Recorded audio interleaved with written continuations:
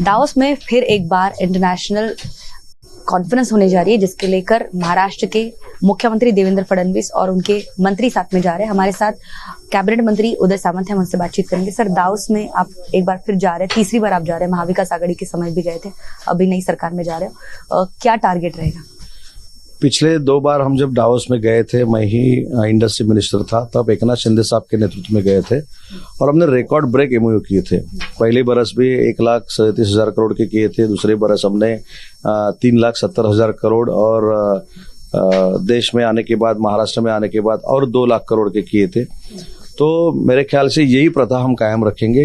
इस बार हम एक देवेंद्र जी के नेतृत्व में दावोस जा रहे हैं। हमारा 11 जनों का शिष्टमंडल है और जो पिछले 2 साल एकनाथ शिंदे साहब के नेतृत्व में हमने रिकॉर्ड ब्रेक एमओयू किए थे, वही प्रथा आगे लेके इस साल भी हम रिकॉर्ड ब्रेक ही एमओयू करेंगे।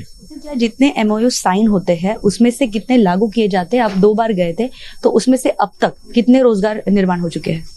नहीं, ये कहने के लिए मुझको बड़ी खुशी है कि 83% जो हमारे एमओयू हुए थे उसमें 83% हम इम्प्लीमेंट कर रहे हैं।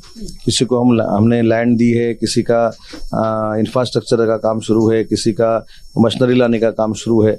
ये पीरियड जो रहता है वो 3 साल का रहता है। जब हम एमओयू करते हैं उसके 3 साल के बाद अगर उसको मुदतवाड़ नहीं दी तो 3 साल के बाद उसकी इंडस्ट्री ही एस्टेब्लिश होती है और उसमें से रोजगार जनरेट हो जाता है।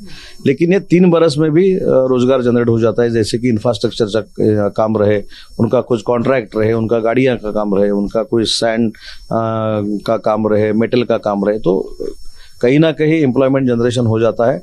और यही खुशी है कि 83% प्रकल्प का हम अमल बजावनी करने का शुरू किया। लेकिन सर, जिस तरह से विपक्ष का आरोप है कि महाराष्ट्र में कई सारे प्रोजेक्ट आते हैं लेकिन वो एंड मोमेंट तक, मतलब एंड मोमेंट में वो गुजरात चले जाते हैं, किसी अन्य राज्य चले जाते हैं। विपक्ष ने ऐसे कई दावे किए, विपक्ष ने ऐसे कई कंपनियां दिखाई है। नहीं, ऐसी कंपनियां जो दिखाई थी उसका व्हाइट पेपर हमने असेंबली में निकाला था, उसके बारे में असेंबली में किसी ने भी बात नहीं की। वो सिर्फ प्रेस कॉन्फ्रेंस पे बात करते हैं, सभागृह में बात नहीं करते। आरपीपी प्रोजेक्ट जो है वो शुरू हुआ है। जेम्स एंड ज्वेलरी का इंफ्रास्ट्रक्चर का काम नवी मुंबई में शुरू है। मेरे यहाँ वीआईटी सेमीकंडक्टर का काम शुरू हो गया है। चाकड़ में इंडस्ट्री का काम शुरू हो गया है। सिर्फ फेक नैरेटिव सेट करना और सरकार की बदनामी करना, यही कई लोगों का इरादा है, उनका एम है। इसलिए उनकी तरफ नहीं देखते हुए हमको विक्रमी एमओयू करना है, इंडस्ट्री यहाँ लाना है और जो हमारे बेरोजगार युवा युवती है उनको रोजगार देना है। साथ ही अगर हम देखें कि देश की आर्थिक राजधानी मुंबई इंटरनेशनल शहर है, यहाँ पर पिछले 1 साल से अगर जिस तरह से क्राइम रेट बढ़ रहा है, बाबा सिद्दीकी उनकी दिन दहाड़े हत्या हो, सैफ अली खान पर जो रिसेंट उनके घर में घुसकर उन पर हमला हुआ हो, या सलमान खान के घर के सामने जो है गोलीबार की घटना हो, क्या इससे इंटरनेशनल प्लेटफॉर्म पे मुंबई की बदनामी या मुंबई असुरक्षित है? क्या इस तरह का पिक्चर बना है?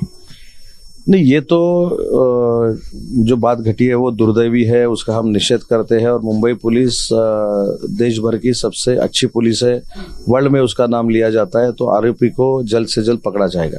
लेकिन दावोस का या इंडस्ट्रियलिस्ट का जो विश्वास है वो महाराष्ट्र की भूमि के ऊपर है, महाराष्ट्र की सरकार के ऊपर है। इसलिए ठीक है, ये घटना नहीं घटनी चाहिए, लेकिन इंडस्ट्रियलिस्ट महाराष्ट्र में ही आएगा, महाराष्ट्र ही उनको सेफ है, महाराष्ट्र की भूमि उनके लिए मेरे ख्याल से लकी है। इसलिए ये 6 महीने में ज़्यादा से ज़्यादा एफडीआई महाराष्ट्र में आया है, 1,13,000 करोड़ का, और तीसरे साल भी महाराष्ट्र एफडीआई में नंबर 1 पे है। सैफ अली खान के घर पे घुसकर उन पर जिस तरह से हमला हुआ, मुंबई पुलिस अभी तक उस गुनहगार को, उस आरोपी को पकड़ नहीं पाई। तो क्या ये मुंबई पुलिस की, या ओवरऑल जिस तरह से भीड़ का मामला सामने आया, क्या पुलिस की असफलता दिन ब दिन सामने आ रही है? इसके लिए जिम्मेदार कौन है? कौन इस पर आंसरेबल है, ऐसा आपको लगता है? मैं ऐसे नहीं मानता कि मुंबई पुलिस की असफलता है। मुंबई पुलिस हमारे विश्व भर की सबसे अच्छी पुलिस है, देश की अच्छी पुलिस है। मुंबई पुलिस के ऊपर विश्वास रखना चाहिए। जल्द से जल्द ये आरोपी पकड़ा जाएगा, उसको कड़ी से कड़ी सजा दी जाएगी। आरोपी क्यों गया था घर में, उसका इरादा क्या था, वो भी स्पष्ट हो जाएगा। लेकिन मुंबई पुलिस को भी क्रिटिसाइज करने की कोई जरूरत नहीं। मुंबई पुलिस अच्छी पुलिस है, हमारे ऑफिसर्स अच्छे हैं, वो जल्द से जल्द आरोपी को पकड़ेंगे। महायुति के ही जो नेता है जिशान सिद्दीकी, उनके पिताजी की जब हत्या हुई बाबा सिद्दीकी, उसके बाद भी मुंबई पुलिस अलर्ट हो गई थी। मामला जो है केंद्रीय जो सेंट्रल एजेंसी है उनको सौंपा गया था, लेकिन अभी तक जिशान सिद्दीकी खुद कह रहे हैं, अभी उन्होंने प्रेस कॉन्फ्रेंस में कहा कि बांद्रा इलाका जो है वो अब सेफ नहीं रहा, और साथ ही साथ उनके पिताजी की जिस तरह से हत्या हुई और उसके बाद जिस तरह से इन्वेस्टिगेशन चल रहा है उस पर भी वो संतुष्ट नहीं है।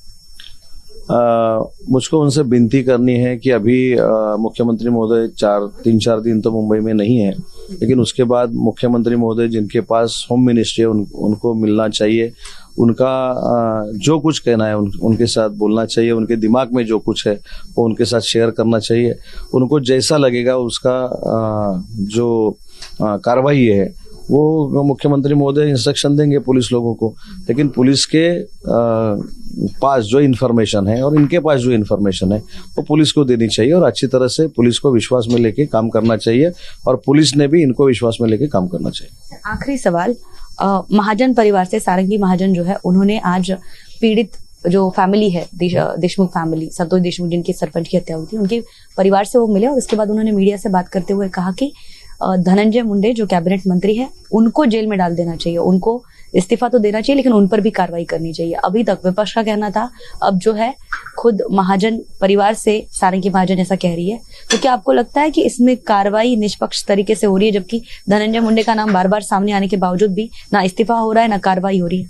नहीं, इसमें मुझको बीच में बोलने की कोई जरूरत नहीं है, क्योंकि SIT IG के नेतृत्व में काम कर रही है, जुडिशरी इंक्वायरी शुरू है और महाजन मैडम जो मिले थे उनका स्टेटमेंट 2 दिन में हमने देखा है और वो मेरे ख्याल से उनके फैमिली का मामला है, देशमुख फैमिली का नहीं। देशमुख फैमिली को न्याय मिलना चाहिए, देशमुख फैमिली के मन में जो जो कुछ है वो पुलिस ने करना चाहिए, ये शासन की जिम्मेदारी है। इसलिए मैं भी खुद वहां जाके आया, मुख्यमंत्री महोदय ने स्टेटमेंट दिया है, एकनाथ शिंदे साहब ने स्टेटमेंट दिया है, लेकिन ये जो अभी कुछ चल रहा है वो फैमिली मेरे ख्याल से मैटर दिखाई दे रहा है। उसमें फैमिली मैटर में मुझको पढ़ने की जरूरत नहीं है। पुलिस अच्छी तरह से इन्वेस्टिगेशन करेगी और जो जो उसमें शामिल है उसको सजा होगी। तो हमारे साथ थे कैबिनेट मंत्री उदय सामंत, जिन्होंने साफ तौर पर कहा है कि जो पीड़ित परिवार है संतोष देशमुख, उनको न्याय जरूर मिलेगा और इसके लिए सरकार जो है वो कटिबद्ध है। संतोष के साथ ज्योत्सना खन्ना, आवाज इंडिया, मुंबई।